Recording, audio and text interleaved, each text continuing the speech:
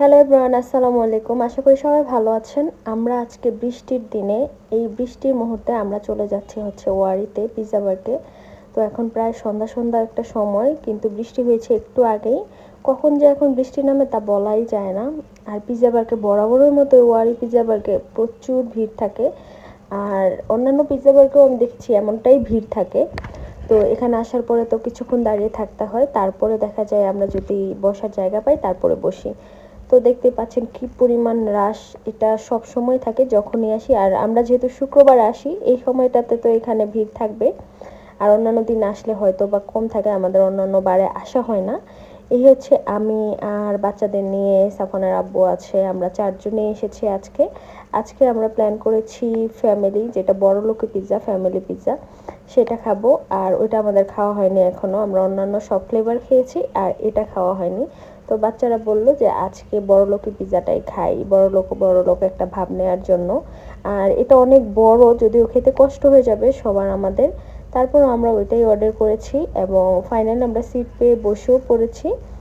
বাচ্চারা তো স্থির থাকতেছে না, ওদের খাবার টেবিলে বসলে, রেস্টুরেন্টে গেলে ওদের ক্ষুধা লেগে যায়। তারপরে আমরা এই জন্য আগে একটা কিন্তু ললিপপ অর্ডার করি এবং এটা খেতে থাকি, কারণ বাচ্চাদের ওইটা আস্তে আস্তে আর তর্স হয় না, সেই জন্য। চিকেন ললিপপটা মজা ছিল, একটু ঝাল ছিল, ঝাল হওয়ার কারণে আরও বেশি ভালো লাগছিল। তারপর আমরা ড্রিঙ্কসটাও আগে নিয়ে নিয়েছি, তারপরে ড্রিঙ্কসটা বাচ্চারা খাচ্ছিল। আর সবসময় মাউন্টেন ডিউটাই এখানে খাওয়া হয়। তারপরে ফাইনালি আমাদের পিৎজা চলে এসেছে। এত বড় পিৎজা দেখে আমি ভাবতেছিলাম এটা কিভাবে শেষ হবে, তবে পিৎজাটা ভালো লেগেছে আর সেই জন্য কিন্তু ফাইনালি শেষও হয়ে গিয়েছে। আর পিৎজা আমি 2 পিস না খেতে আমার অবশ্য আর খেতে পারছিলাম না।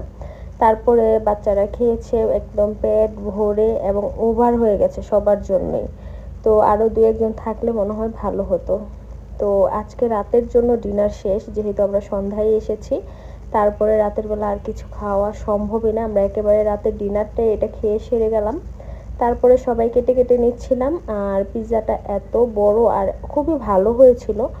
আর নর্মালি আমরা যেসব পিৎজা খেয়ে থাকি ছোট সাইজের, ওগুলা আর এটার মধ্যে একটু ডিফারেন্ট হচ্ছে, এটা যে রুটিটা সেটা খুবই সুন্দরভাবে হয়েছে, অনেক ফুলা ছিল আর খুব ভালো লেগেছে। আর এখানকার মেয়োনিজ, পিৎজা বার্গের মেয়োনিজ বরাবর আমার সবচেয়ে ভালো লাগে, সাথে চিলি ফ্লেক্স দেওয়ার কারণে আরও বেশি ভালো লাগে, কারণ আমি সবসময় ঝাল খেয়ে থাকি। আর যখন এই পিৎজার উপরে মেয়োনিজ, টমেটো সস এবং বেশি বেশি ঝাল ঝাল চিলি ফ্লেক্স দিয়ে খাই, তখন কিন্তু বেশি ভালো লাগে।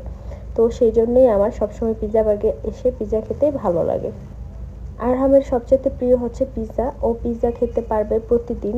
ভাত না দিয়ে ওকে পিৎজা দিলে ওর কাছে আরও বেশি ভালো লাগবে।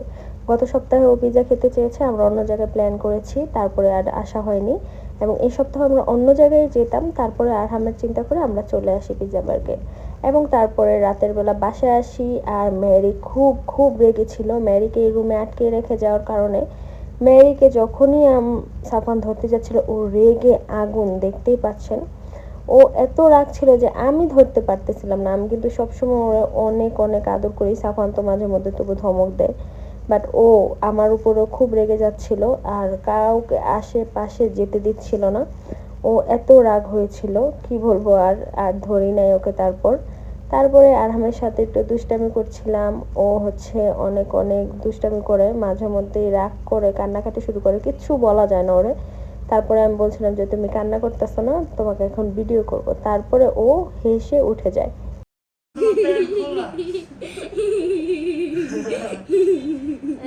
এতক্ষণ তো কান্না করতেছিল, এখন অভিনয় করতেছ না? কান্না করতেছিল না? বুঝছি। আর